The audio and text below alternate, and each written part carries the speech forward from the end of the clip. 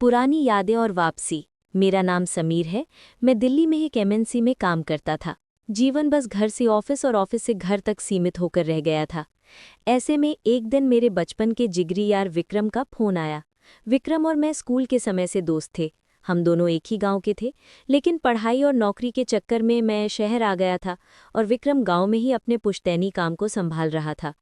विक्रम ने उत्साह के साथ बताया, समीर, तुझे सब काम छोड़कर आना होगा। मेरी शादी तय हो गई है और अगले हफ्ते ही तारीख निकली है। उसकी बात सुनकर मुझे बहुत खुशी हुई। मैंने तुरंत अपने बॉस से बात की और एक हफ्ते की छुट्टी मंजूर करवा ली। विक्रम की शादी का मतलब था पुरानी यादों को फिर से जीने का मौका। मैं 12 तारीख की सुबह ट्रेन पकड़कर अपने गांव के लिए निकल गया। सफ़र के दौरान मेरे दिमाग में बचपन की सारी बातें फिल्म की तरह चल रही थी। हम कैसे आम के बगीचों में घूमते थे, तालाब में नहाते थे और विक्रम की छोटी बहन रिया हमें कितना तंग करती थी। रिया, मुझे याद आया कि आखिरी बार मैंने उसे तब देखा था जब वो स्कूल यूनिफॉर्म में 2 चोटियां बनाए घूमती थी। वो तब बहुत पतली और शरारती थी, हमेशा हमारी क्रिकेट बॉल चुरा लेती थी। एक नया रूप, एक नई धड़कन। जब मैं विक्रम के घर पहुंचा तो घर में शादी की चहल पहल थी। ढोलक की आवाज़ और महिलाओं के गीत गूंज रहे थे। मैं अपना बैग लेकर आंगन में दाखिल हुआ।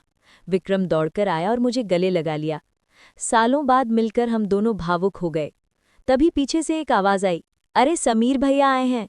मैंने मुड़कर देखा और मेरी सांसें वहीं थम गई। वो रिया थी, लेकिन ये वो रिया नहीं थी जिसे मैं जानता था। मेरे सामने एक 22-23 साल की युवती खड़ी थी। उसने पीले रंग का सलवार सूट पहना हुआ था, शायद हल्दी की रस्म की तैयारी थी। उसके बाल खुले थे और कानों में बड़े बड़े झुमके थे। उसका रंग निखर कर सोने जैसा दमक रहा था और उसका फिगर अब पूरी तरह से एक परिपक्व स्त्री जैसा था। मैं उसे देखता ही रह गया। पहचाना नहीं क्या? उसने अपनी बड़ी बड़ी आंखों को नचाते हुए पूछा। मैं हकलाते हुए बोला, रिया, तुम तो बिल्कुल बदल गई हो। वो खिलखिलाकर हंस पड़ी। उसकी हंसी की खनक ने मेरे दिल में अजीब सी हलचल पैदा कर दी।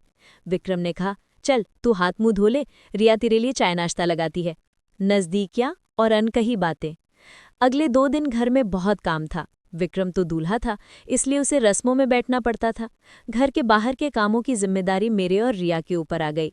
टेंट वाले को निर्देश देना हो या हलवाई को सामान लाकर देना, रिया हर काम में मेरी मदद कर रही थी। इस दौरान मुझे उसे करीब से जानने का मौका मिला। वो सिर्फ सुंदर ही नहीं, बल्कि बहुत समझदार और हाजिर जवाब भी थी। एक बार हम दोनों बाइक पर बाजार से कुछ सामान लेने जा रहे थे। रास्ते में एक जगह गड्ढा आया और बाइक उछली। रिया ने डरकर मुझे कसकर पकड़ लिया।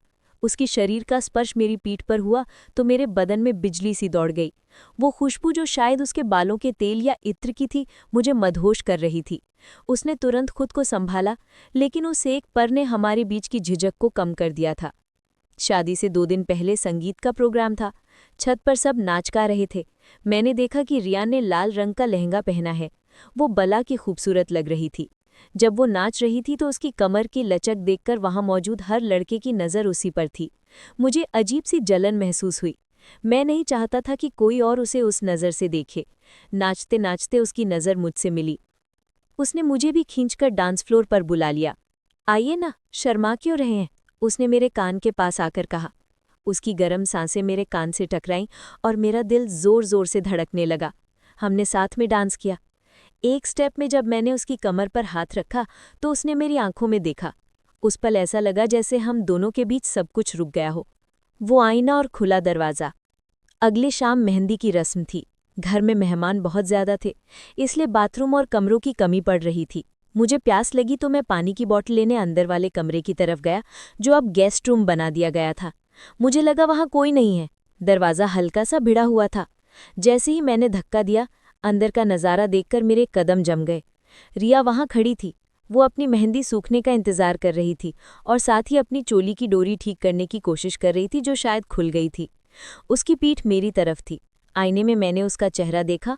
वो परेशान लग रही थी क्योंकि मेहंदी लगे हाथों से वो डोरी नहीं बांध पा रही थी। उसकी पीठ पूरी तरह खुली थी और उसकी त्वचा दूध जैसी सफ़ेद चमक रही थी। मैं वापस मुड़ने ही वाला था कि आईने में उसकी नज़र मुझसे मिल गई। मैं घबरा गया। सॉरी, वो मैं पानी। उसने पलटा नहीं, बस आईने में देखकर धीरे से बोली, समीर, प्लीज़ मेरी मदद कर दोगे? मेरे हाथ गीले हैं और ये डोरी खुल गई है। कोई आ जाएगा तो अच्छा नहीं लगेगा। उसका ये कहना मेरे लिए किसी इम्तिहान से कम नहीं था। मैं कांपते कदमों से अंदर गया। उसके पास पहुंचकर मैंने उसके कंधों पर हाथ रखा तो वो सिहर उठी। मेरे धीरे से उसकी चोली की डोरी पकड़ी। मेरी उंगलियां उसकी मखमली पीठ को छू रही थी। वो अपनी सांसें रोके खड़ी थी। मैंने डोरी बांधी, लेकिन मेरा मन वहां से हटने का नहीं किया। मैंने आईने में उसकी आंखों में देखा। वहां डर नहीं था, बल्कि एक न्योता था। मैंने अपना चेहरा उसके बालों में छुपाया और कहा, तुम बहुत खूबसूरत हो रिया। मैं खुद को रोक नहीं पा रहा। वो पलटी और उसने अपना सिर मेरे सीने पर रख दिया। मैं भी कब से चाहती थी कि आप कुछ कहें, उसने फुसफुसाते हुए कहा। हम कुछ पल वैसे ही खड़े रहे, धड़कनों को महसूस करते हुए। फिर बाहर से किसी की आवाज़ आई और हम अलग हो गए। तूफानी रात और प्यार का इजहार। शादी की रात आ गई। बारात दूसरे गांव जानी थी, जो वहां से करीब 4 घंटे की दूरी पर थी। चूंकि घर में कुछ बुजुर्ग और महिलाएं थीं जो बारात में नहीं जा सकती थी, इसलिए मुझे और रिया को घर की देखभाल के लिए रुकना पड़ा। बाकी सब चले गए थे। घर में सन्नाटा था। अचानक मौसम बदल गया। तेज आंधी आई और फिर मूसलाधार बारिश शुरू हो गई। बिजली चली गई और पूरा घर अंधेरे में डूब गया। मैंने मोमबत्ती जलाई और हॉल में बैठा था। तभी रिया वहां आई। वो डरी हुई लग रही थी। बादलों के गरज से वो कांप रही थी। मुझे बिजली चमकने से बहुत डर लगता है, उसने कहा और मेरे पास सोफे पर बैठ गई। मैंने उसका हाथ अपने हाथ में लिया। डरो मत, मैं हूं ना। मोमबत्ती की मध्यम रोशनी में उसका चेहरा किसी अप्सरा जैसा लग रहा था। बारिश की आवाज़ ने माहौल को और भी रोमांटिक बना दिया था। मैंने उसके चेहरे से बालों की लट हटाई। उसने अपनी आंखें बंद कर लीं। मैंने झुककर उसके माथे को चूमा। उसने कोई विरोध नहीं किया, बल्कि मेरी तरफ और खिसक आई। समीर, उसने भारी आवाज़ में कहा, कल तुम चले जाओगे? जाना तो नहीं चाहता, मैंने उसके होठों को सहलाते हुए कहा। उस रात बारिश बाहर बरस रही थी और हमारे दिलों में प्यार की आग जल रही थी। मैंने उसे अपनी बाहों में भर लिया। उस रात हमने एक दूसरे को न केवल शारीरिक रूप से बल्कि आत्मिक रूप से भी अपना लिया। हमने पूरी रात बातें की, एक दूसरे के सपनों के बारे में, अपने डर के बारे में। उस रात हमारे बीच की सारी दीवारें गिर गई। एक नई सुबह और वादा। सुबह जब मेरी आंख खुली तो बारिश रुक चुकी थी। रिया मेरे कंधे पर सिर रखकर गहरी नींद में थी। उसे देखकर मुझे सुकून मिला, लेकिन साथ ही एक डर भी था, समाज का, विक्रम का। थोड़ी देर बाद रिया जागी। वो शर्मा रही थी, लेकिन उसकी आंखों में एक चमक थी। अब क्या होगा? उसने पूछा। मैंने उसका हाथ चूमा और कहा, वही होगा जो हम चाहेंगे। विक्रम मेरा दोस्त है, लेकिन तुम अब मेरी जान हो। मैं उससे बात करूंगा। मैं तुम्हें ऐसे ही नहीं छोड़ सकता। दोपहर तक बारात वापस आ गई। सब थके हुए थे। मैंने तय किया कि अभी बात करना सही नहीं होगा। शादी के सारे कार्यक्रम खत्म होने के बाद मैं 2 दिन और रुका। जिस दिन मुझे वापस जाना था, मैंने विक्रम को एकांत में बुलाया। मेरा दिल जोर से धड़क रहा था। मैंने कहा, विक्रम, मुझे तुमसे एक ज़रूरी बात करनी है।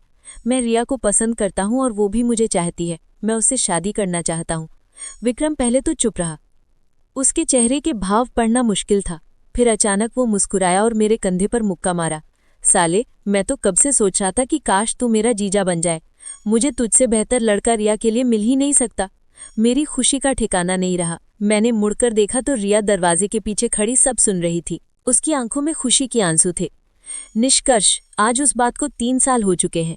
रिया और मेरी शादी को 2 साल हो गए हैं। हम शहर में साथ रहते हैं। वो ना केवल मेरी पत्नी है, बल्कि मेरी सबसे अच्छी दोस्त भी है। जब भी हम गांव जाते हैं और उस कमरे या उस छत को देखते हैं, तो हमारी नज़रें मिल जाती हैं और हम उस बारिश वाली रात को याद करके मुस्कुरा देते हैं। जिंदगी कभी कभी आपको वो तोहफे देती है जिसकी आपने उम्मीद नहीं की होती। मेरे दोस्त की शादी का वो न्योता मेरे लिए मेरी जिंदगी का सबसे खूबसूरत मोड़ साबित हुआ। धन्यवाद। जय हिंद।